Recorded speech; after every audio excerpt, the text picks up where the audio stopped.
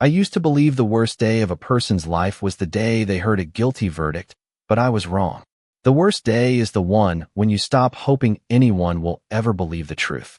My name is Daniel Carter, and on the morning I expected to lose everything, I had already made peace with spending the next 20 years behind bars. The courtroom smelled faintly of old wood, fresh coffee, and polished floors. The air conditioning hummed softly overhead, but it could not cool the tension pressing against everyone's chest. I stood beside my attorney in a gray suit that no longer fit quite right after nearly a year of sleepless nights and skipped meals. Across the room, 12 strangers avoided looking at me. They had already done their job. The jury had spoken the afternoon before. Guilty. One simple word had erased decades of honest work, every sacrifice I had ever made, and every memory I had hoped would define my life instead of this one terrible moment. My lawyer quietly leaned closer. When the judge asks if you have anything to say, keep it short. I nodded without answering. There was nothing left to explain. We had explained everything already. Every receipt, every timeline, every witness willing to stand beside me. None of it had mattered. The prosecution had built a cleaner story than the truth ever could. Facts could be complicated. Lies could be polished. The spectators filled nearly every bench behind us. Some had followed the trial since the first hearing months earlier. Others simply wanted to witness the sentencing of the man the local news had called one of the city's greatest disappointments. I heard whispers whenever someone recognized my face. There goes the firefighter. I cannot believe he threw his life away. Funny how quickly people rewrite your story when they think they know the ending. I kept my eyes on the judge's empty chair. In a few minutes, the sentence would become permanent. I closed my eyes for a second and thought about the last house fire I had responded to almost 3 years earlier. The little girl we carried outside had wrapped both arms around my neck and asked if heroes ever got scared. I smiled then and told her everyone gets scared. Courage is choosing to keep walking anyway. I wondered what she would think if she saw me now. The courtroom door opened behind the bench, and Judge Margaret Holloway entered. Everyone stood. Her face showed the same calm expression she had worn throughout the trial. She thanked the jury once more before turning her attention toward me. Mr. Carter, before this court imposes sentence, you have the opportunity to address the court if you wish. My attorney glanced toward me again. I stepped forward. Every eye in the room followed me. I cleared my throat, but the words felt heavier than I expected. Your Honor, I began quietly. I know nothing I say today will change the verdict. I only hope that someday the people who read about this case will understand there is a difference between being found guilty and being guilty. A few people shifted uncomfortably in their seats. The prosecutor remained expressionless, organizing papers as though my voice had already faded into history. Judge Holloway nodded politely. Thank you, Mr. Carter. She reached for the sentencing documents resting neatly before her. The bailiff stood motionless near the wall. The courtroom became so silent I could hear the faint ticking of the large clock above the rear entrance. 11:28 in the morning. Less than a minute separated the man I had been from the man the state was about to declare forever. The judge lifted the wooden gavel into her hand. My attorney slowly lowered his head. Even he knew this was over. I exhaled one last time, preparing myself for the words that would define the rest of my life. Then, before the gavel could fall, the heavy courtroom doors burst open, and a young woman's trembling voice echoed across the silent room. Please wait. You cannot sentence him. He is my father. The words seemed to freeze every person inside the courtroom. Judge Margaret Holloway stopped before bringing the gavel down. The prosecutor looked toward the entrance with visible confusion. Even the bailiff hesitated, unsure whether to intervene or simply wait for instructions. I slowly turned around, my heartbeat suddenly louder than every sound in the room. A young woman stood just inside the doorway, breathing hard as though she had sprinted through the entire courthouse. Her chest rose and fell rapidly, and a few loose strands of chestnut hair clung to her face. She wore simple blue jeans, white sneakers, and a light cream sweater that looked slightly wrinkled from travel. In both hands she clutched a weathered wooden box no larger than a shoebox. Her eyes searched the room until they landed on mine. For a moment neither of us spoke. I recognized those eyes before I recognized her face. They were her mother's eyes. My knees suddenly felt weak. Emily. The name escaped my mouth almost as a whisper. She nodded once, tears already gathering along her eyelashes. Yes, Dad. The last time I had seen my daughter, she had barely reached my shoulder. She was 14 then, angry at the world, convinced I had abandoned her after the divorce. Now she stood before me as a young woman, and I realized 3 birthdays had passed without a phone call, a Christmas card, or even the chance to tell her how proud I was every single day. Judge Holloway leaned forward. Young lady, identify yourself for the record. Emily swallowed before answering. My name is Emily Carter. Daniel Carter is my father. The prosecutor immediately stood. Your Honor, this proceeding has already concluded. Sentencing cannot be interrupted by an emotional outburst. Emily turned toward him, her voice trembling but steady enough for everyone to hear. I did not come here because I am emotional. I came because everyone has been asking the wrong questions. The courtroom filled with quiet whispers again. Reporters sitting in the back quickly reached for notebooks and phones, sensing that something unexpected was unfolding. Judge Holloway raised one hand, restoring order. Miss Carter, unless you have information directly related to this case, I cannot allow this hearing to become something else. Emily held the wooden box closer to her chest. I do have information, Your Honor. I only found this 2 nights ago after my grandmother passed away. Nobody knew she kept it. My attorney looked at me with the same confusion I felt. I had never seen that box before. The prosecutor shook his head. This is highly irregular. The jury has already reached a verdict. Any newly discovered evidence belongs in a separate legal motion, not during sentencing. Emily did not argue.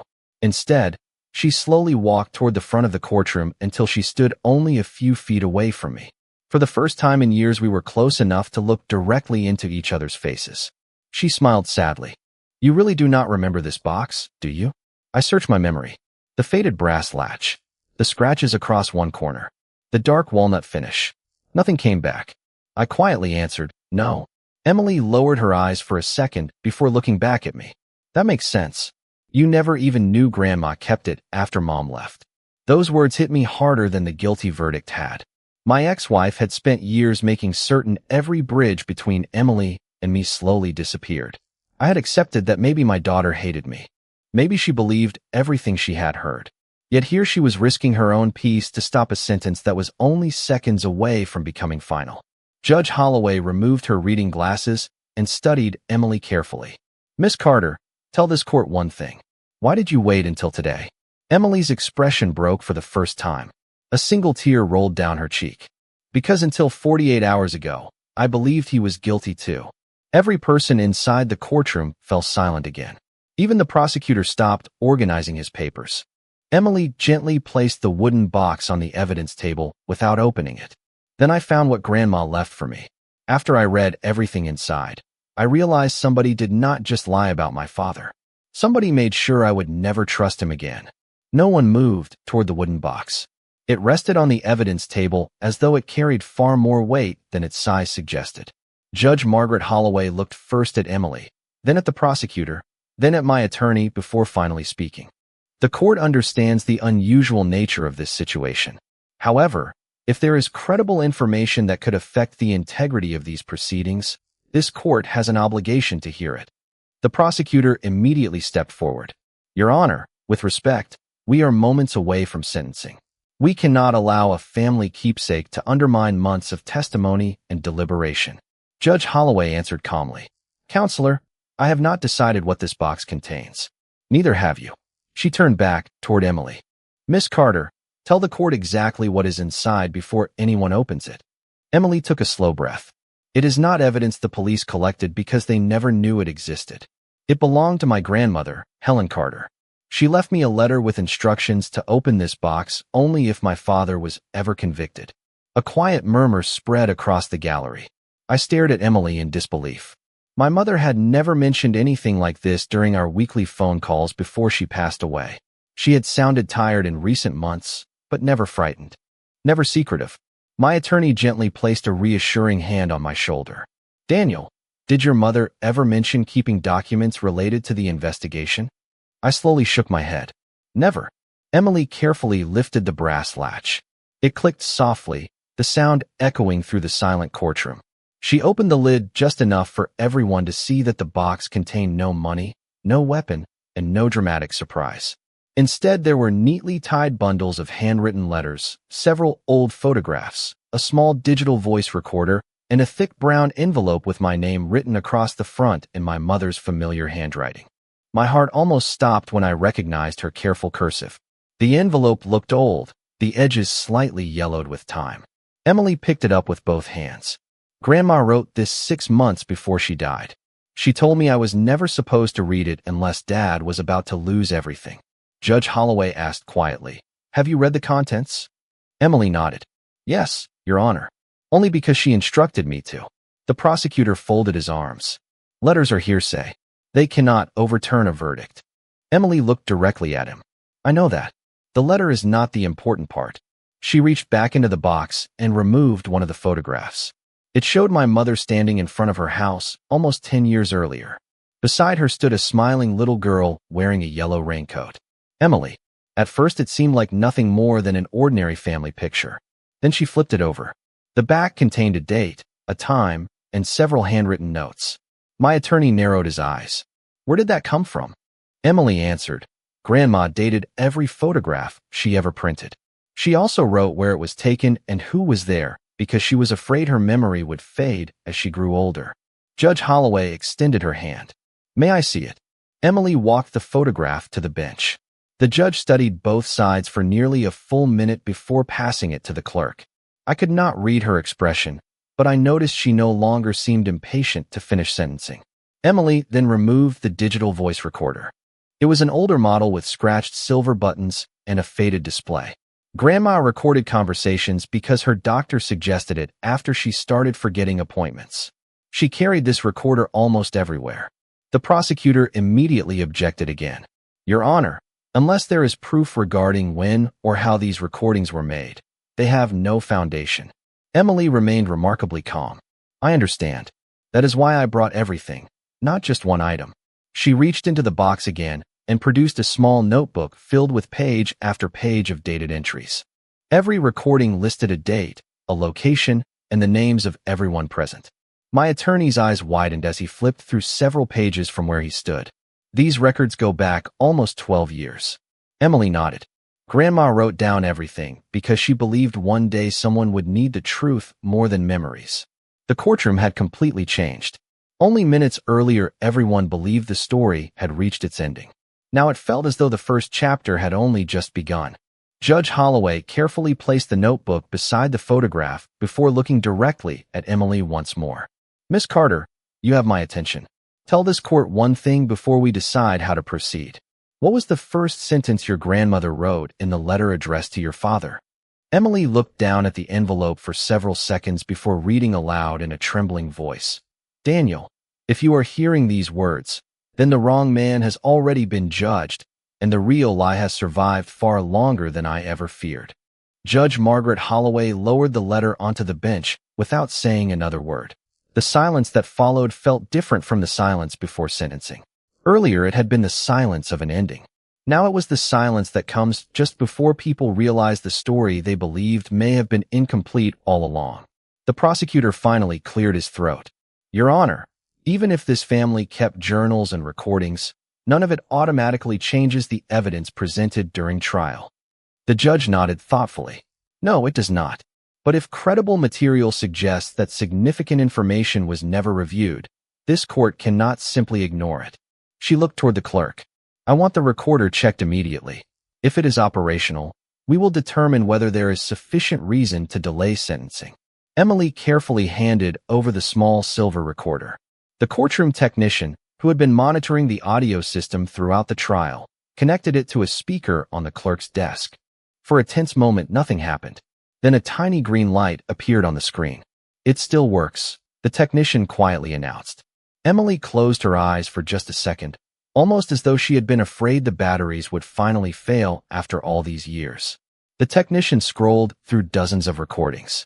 Every file carried a date and a short handwritten reference matching the notebook. Judge Holloway asked him to select the recording corresponding to the photograph she had just examined. A soft click filled the courtroom. At first there was only the sound of birds and a light breeze.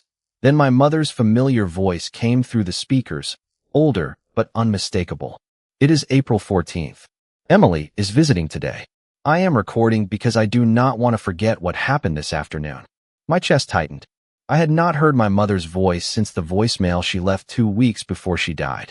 Several jurors who had remained in the courtroom after the verdict leaned forward instinctively. My mother continued speaking. Emily asked me why everyone says her father stopped loving her. I told her that sometimes children hear stories before they hear the truth. Emily lowered her head. I could see tears forming again, but she did not interrupt. The recording continued. My mother spoke gently, almost as though she were talking directly to her granddaughter. Daniel has made mistakes in life, just like everyone else, but leaving you was never one of them. Some choices were made for him. Someday you deserve to know the difference. The prosecutor immediately stood. Your Honor, with respect, this is an emotional family conversation. It has nothing to do with the criminal matter before this court. Before Judge Holloway could answer, Emily quietly spoke.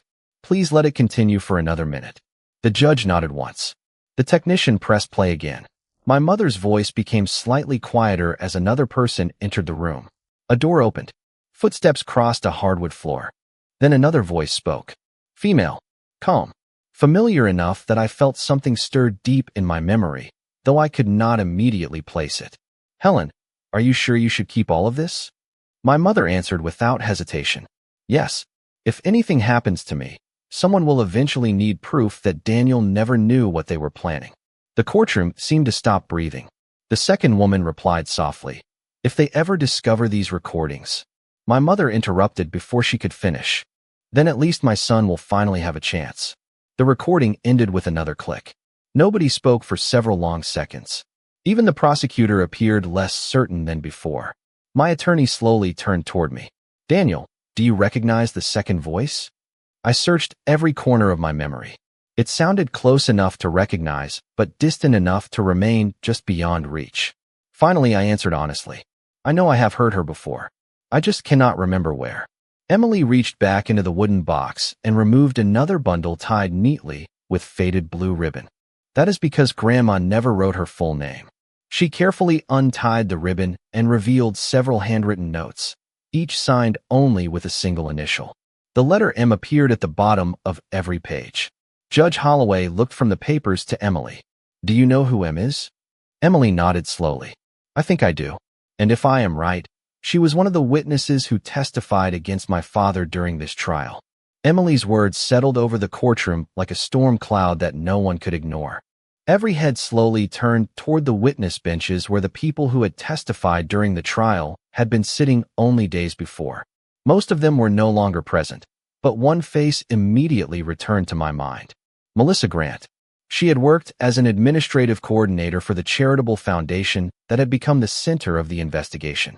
During the trial, she had looked directly into the jury box and confidently stated that I had personally approved decisions that eventually led investigators to believe I had acted dishonestly. I remembered thinking there was something uneasy about the way she avoided looking at me, but I had assumed it was guilt over helping convict an innocent man. Now I wondered if it had been fear instead. Judge Margaret Holloway folded her hands together. Miss Carter, you are making a serious claim. Explain why you believe these papers refer to a witness in this case. Emily carefully selected one handwritten page and walked it to the bench. Grandma never used full names because she believed someone might eventually read her journals. She only used initials, but she also described details that identify the person. The judge silently read several lines before lifting her eyes again. Continue. Emily nodded. This note says M worked in the foundation office, always wore a silver cross necklace, and had a younger brother serving overseas. During the trial, Melissa Grant testified that her brother was stationed with the Navy in the Pacific, and she wore the same necklace every day she appeared in court.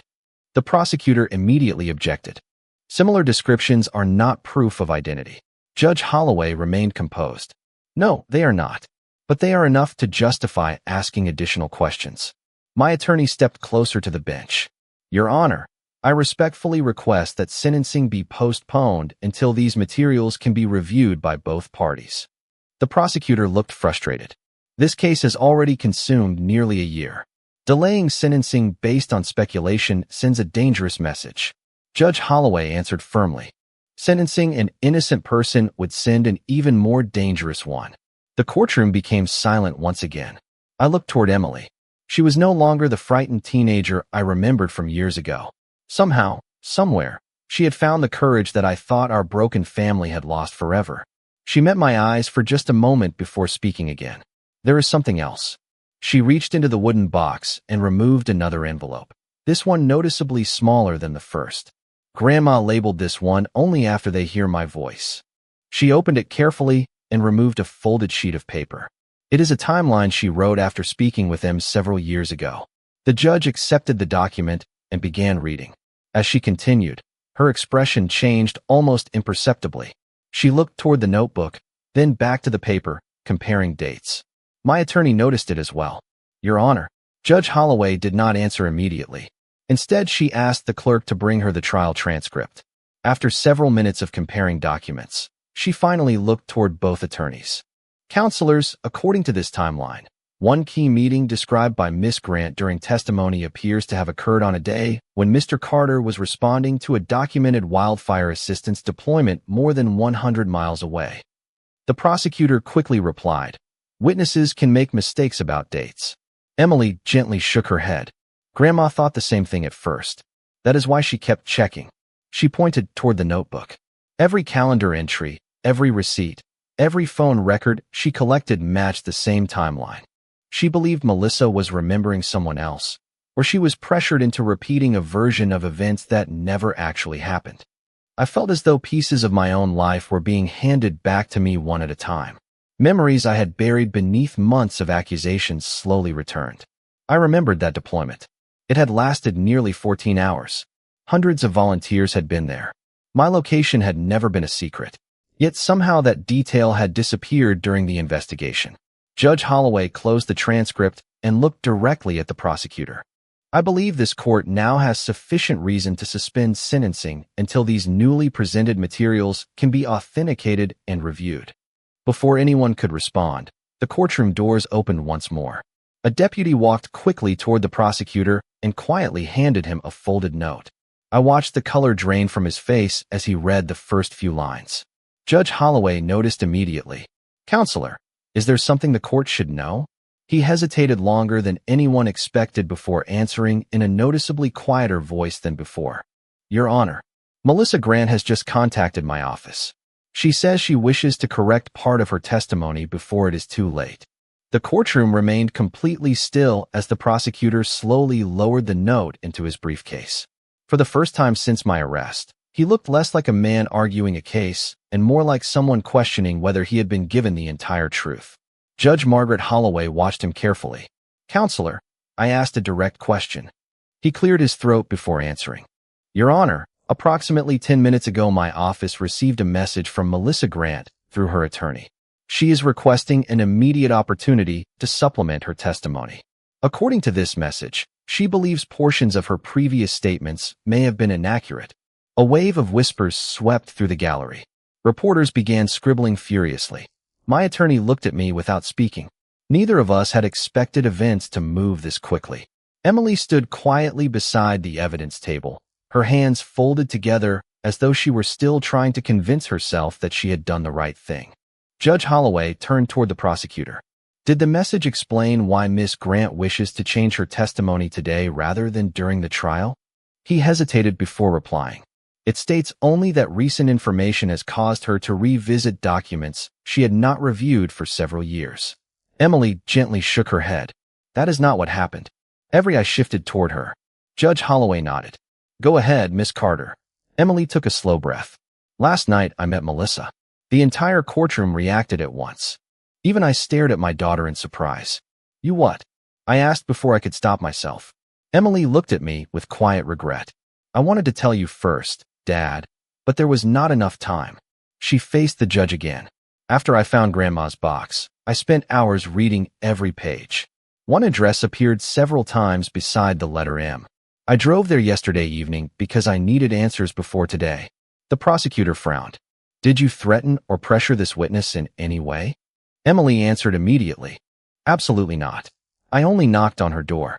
She paused, remembering the conversation. When Melissa opened it, she recognized Grandma's handwriting before I even said my name. She started crying almost immediately. My attorney listened carefully.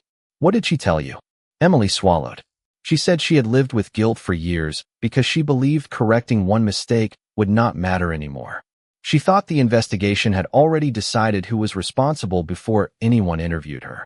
The prosecutor looked unsettled. Did she claim investigators instructed her to testify falsely? Emily shook her head. No. She said something much more frightening.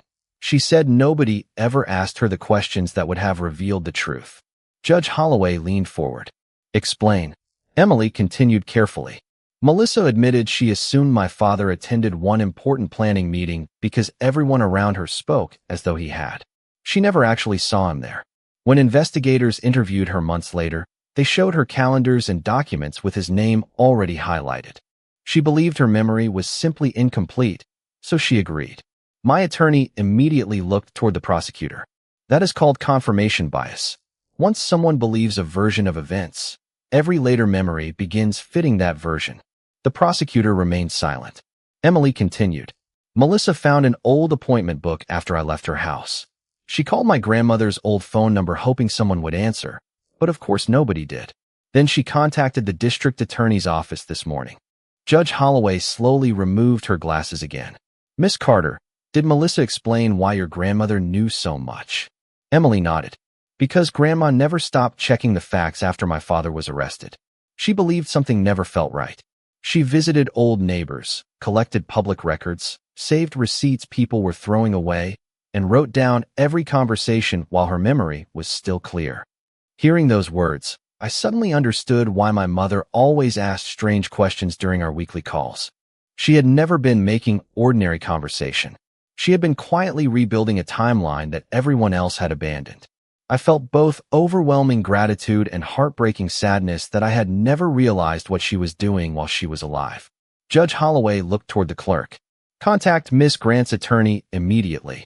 I want her available under oath as soon as possible.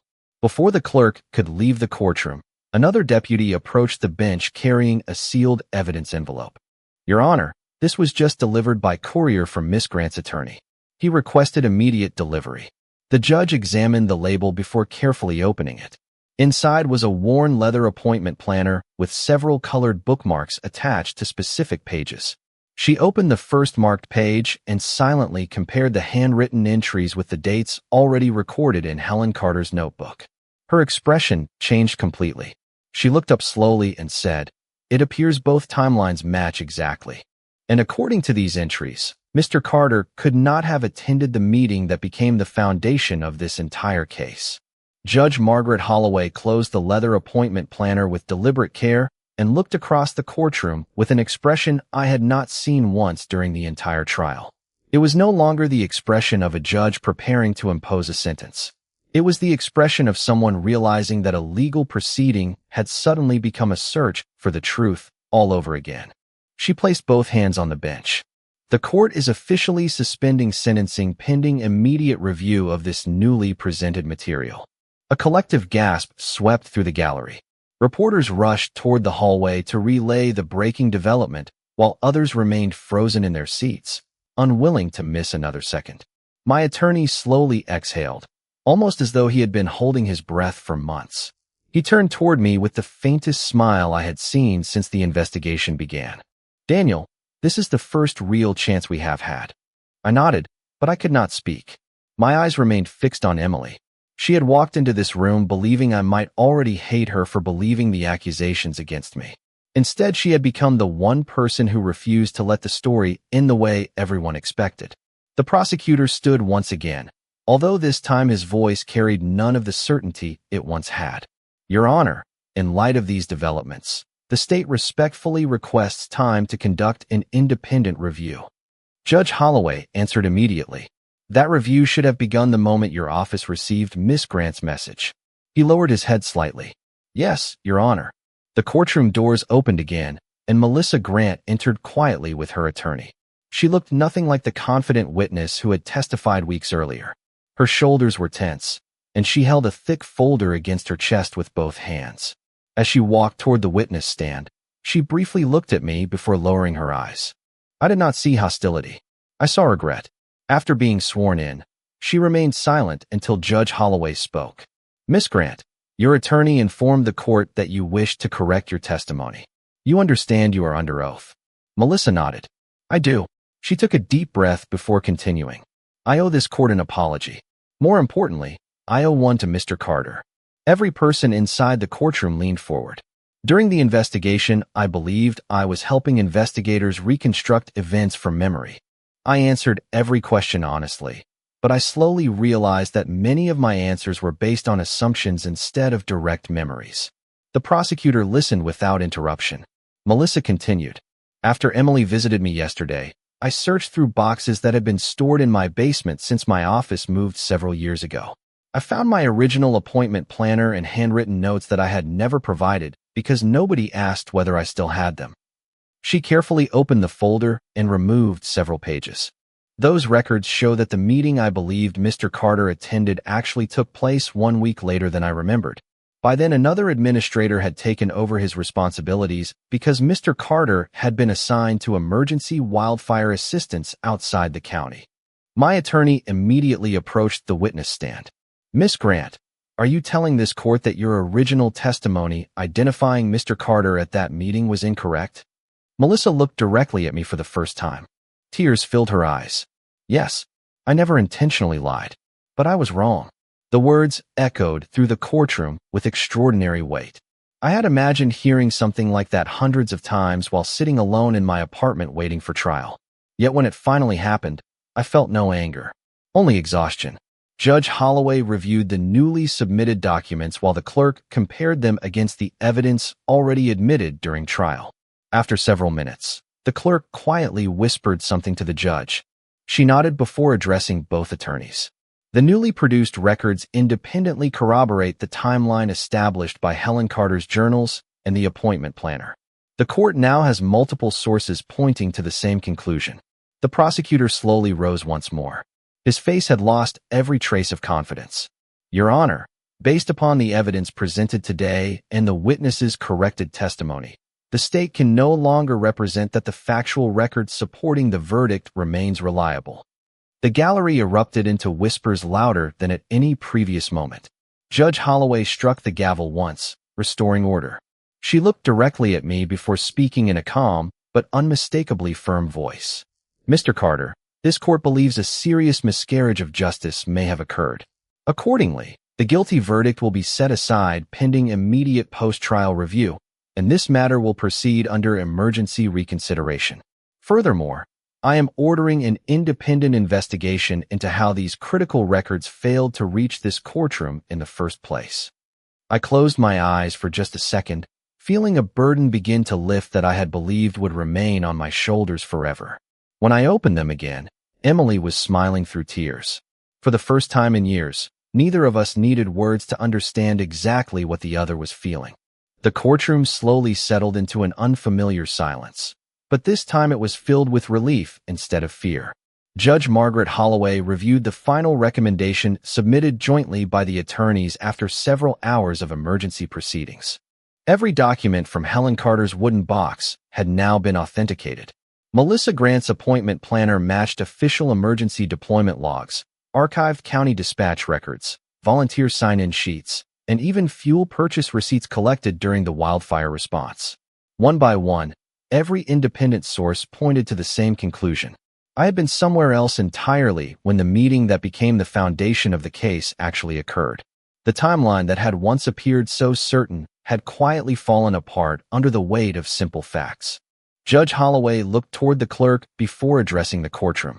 After reviewing the newly authenticated evidence, the corrected witness testimony, and the supplemental findings presented today, this court concludes that confidence in the original verdict has been irreparably undermined.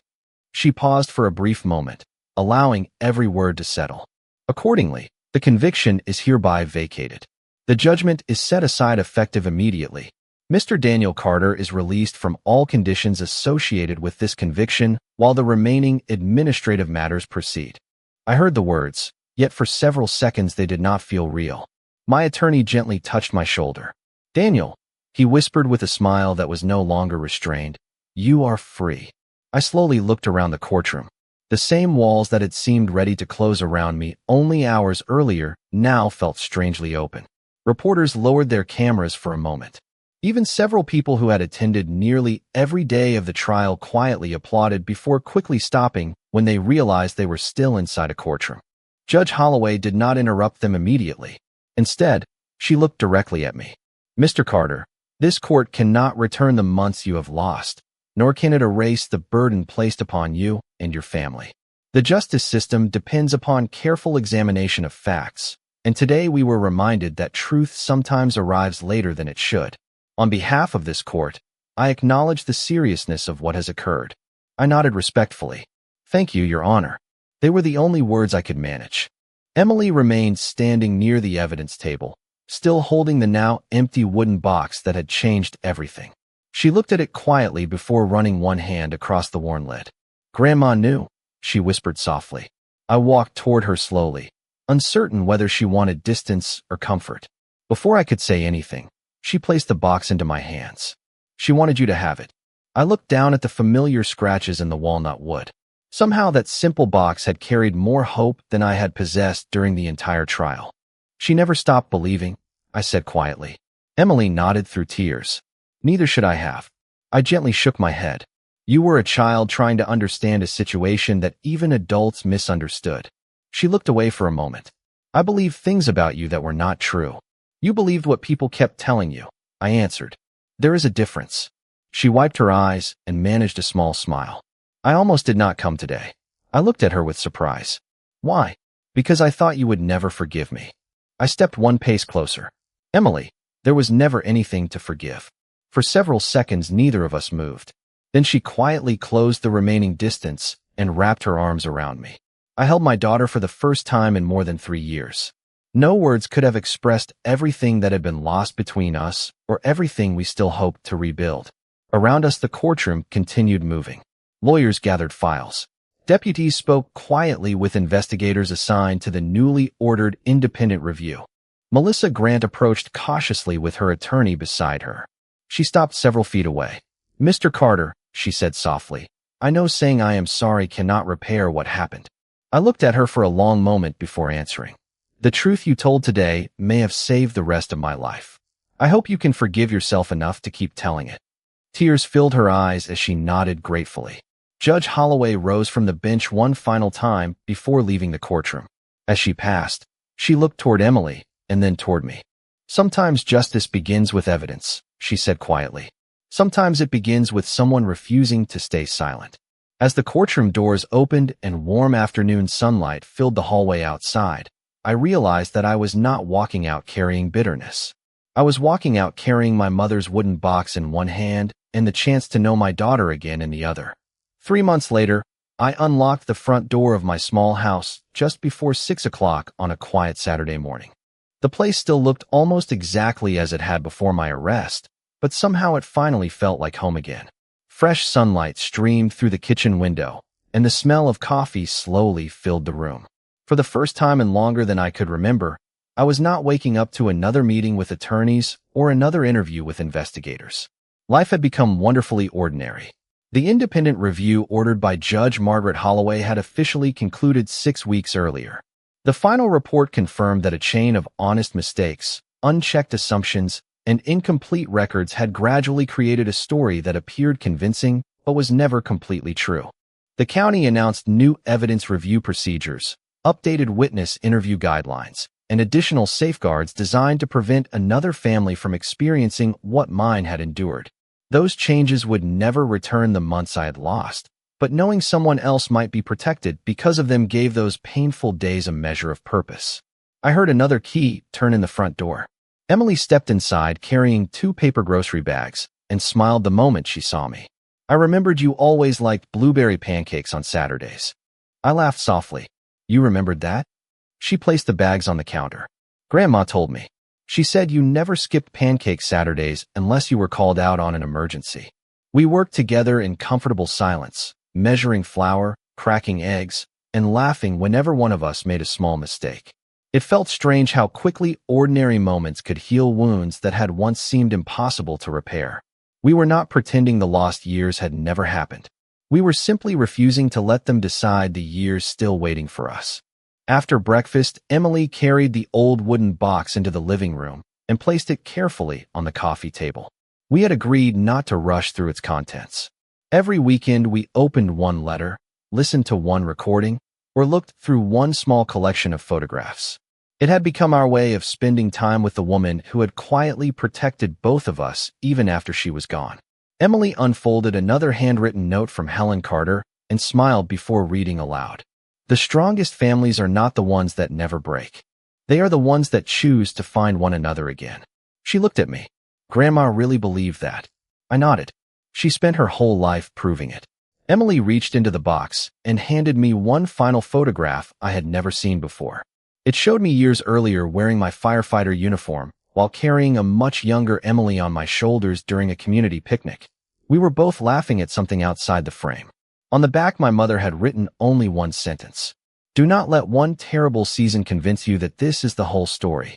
I quietly placed the photograph into a new family album we had started together. Not every page showed happy memories. Some pages were empty, waiting for better ones. That somehow felt even more important. A few days later, I received a letter from the county offering to formally recognize my years of public service before everything had gone wrong. I accepted, but only on one condition. Emily stood beside me during the ceremony. When the mayor finished speaking, he invited me to say a few words. I looked across the crowd before answering. People often ask what kept me going when everything seemed lost. The answer is simple. Truth matters. But truth also needs people willing to protect it. My mother protected it with patience. My daughter protected it with courage. I was simply fortunate enough to live long enough to see both. The audience stood in quiet applause, but the only person I looked at was Emily. On the drive home, she smiled and asked, "So what happens now?" I glanced through the windshield toward the open road stretching ahead beneath a clear blue sky.